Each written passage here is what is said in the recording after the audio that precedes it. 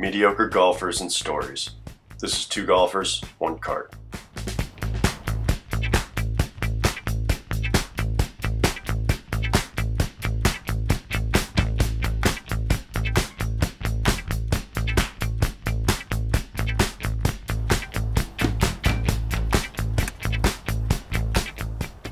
You sculled yours into the hazard. Yeah. I chipped over the green twice, and we both got sixes, so good start. All right, so how'd you start playing golf? I was about 15, and my grandfather took me, he was a big golfer, took me out to go play around one time, and I think I shot like a 99 my first round playing golf. He'd take me to the range. Serious? Yeah. He'd take me to the range a few times before just to make sure I knew how to swing a club.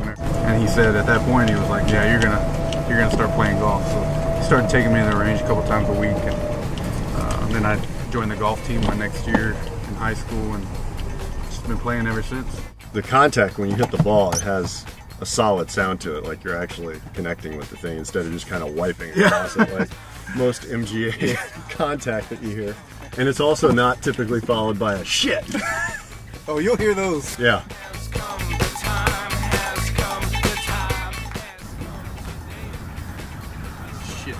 There's what you needed, John. You and Dennis H on the tee box of the playoff. Dennis won the tee flip. You didn't even know the tee flip was going on, but Dennis won it. Yeah. He deferred, which actually last year didn't work out for Todd Benoit. He deferred as well and lost the playoff. But you stepped up, and tell me about the emotions and the nerves as you were. So I talked about the shot on the way up with Jesse, chapter leader of San Diego, my caddy. The plan was to play it safe, no matter what Dennis did. Hit a 4-iron up the right side. That's what I did in the round, and then take a long iron in. Stepped up to the tee, and I never had nerves like that on a golf course. I mean, I've played other sports, and had nerves, but in golf it's a little different because you can't use your adrenaline to just tackle somebody or hit a baseball as far as you can. Well, you gotta be able to control. But that's like that's your last move on the course. Yeah. So. You gotta be able to control it a little, and the nerves kind of got the best of me. My adrenaline was pumping, and the shot I hit, I don't know if people read the article, but in no way was I trying to go that way on that hole. Yeah. As soon as I hit it, I yelled. I think I might have yelled shit because I thought it was going straight for that creek. Oh, it was. Yeah, and I just turned around, and Jesse said, "I see your ball," and I was like, "What?" And it was dark, so I mean, you really couldn't see much. And then I looked again, and I could see a little white speck on the other side of the bridge, and somebody said, "Your ball went over the bridge."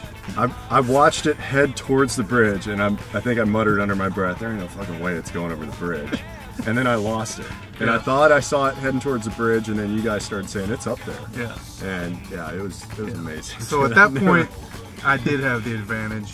I think Dennis made the right move in having me go first because it put the pressure on me. Yeah. And I got lucky.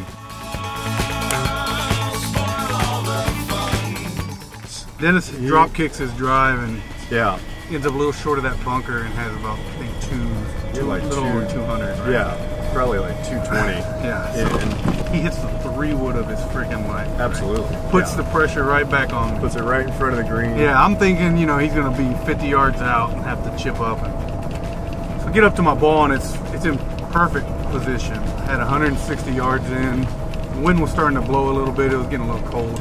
I didn't think the ball would fly as far as it usually does. Took a little extra club. Hit what I thought was a great shot. It started out on a good line. So what club did you hit? 9-iron. Yeah. The green kind of poked out a little bit around the bunker. I thought maybe it'll catch the fringe right there. And then that's when I heard the guys, you hear the Yeah, we had a legit crowd there, which was pretty cool. Which was awesome. Yeah. So at that point, I knew it was in the bunker. I hadn't hit out of a bunker all day, or really? all week actually. The 2 rounds I hadn't been in a bunker. So that's ridiculous. I had 0 practice in the bunker. Ridiculous. So yeah, it showed. Yeah, as I get up to the ball, I see Dennis. I notice he has a putter in his hand. So that was a safe play right there. He's not going to duff it. He's not going to scull it. Hits a good putt up to the hole, got about 10 feet left, and that's where the caddy came in. Jesse said to me, he can 2-putt from there. All you gotta do is get up and 2-putt, and you're good.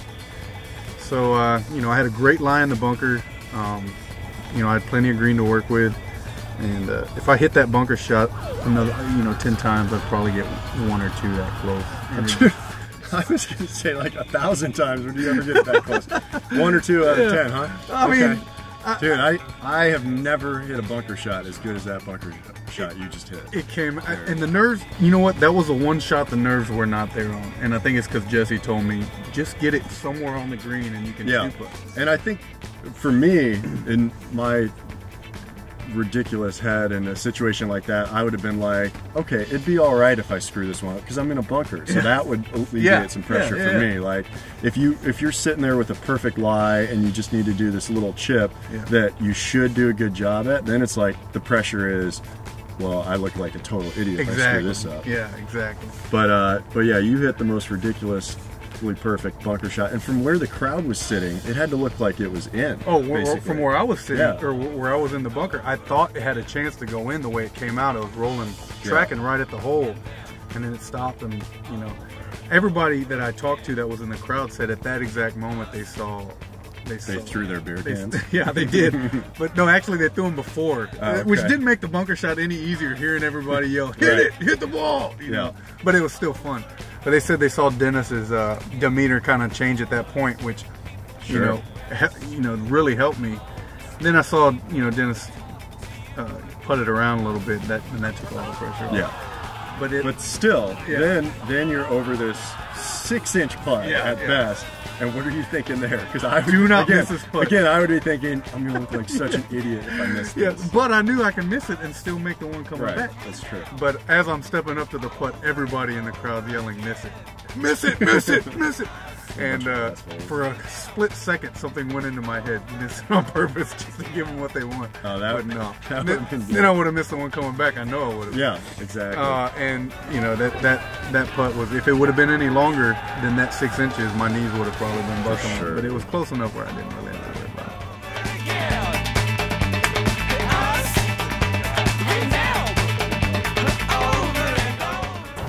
I told John I think I could get maybe 2 as close as I got in the World Championship out of 10. So I'll put 10 balls down and we'll see what I can produce here.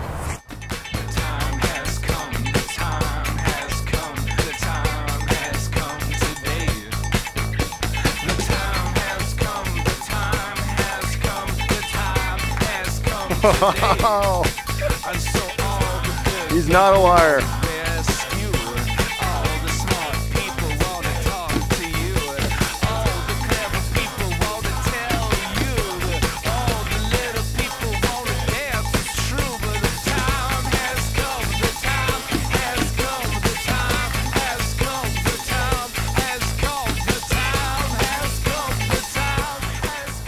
Ridiculous.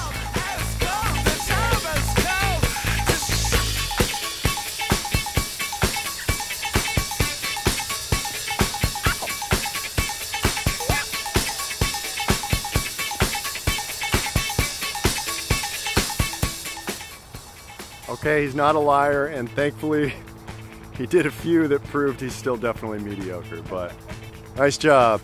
Nice job. Pretty impressive.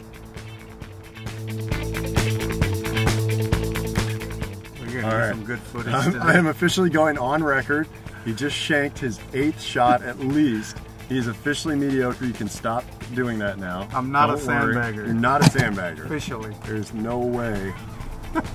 Because even if you were like trying to prove that you're not a sandbagger, I don't think I could intentionally hit. Nobody could hit this many shanks and keep doing it. You would be so pissed off at this point. Oh, he's a beauty. So, you have an abacus on you at all? 2, 3. I don't think it has enough beads on it.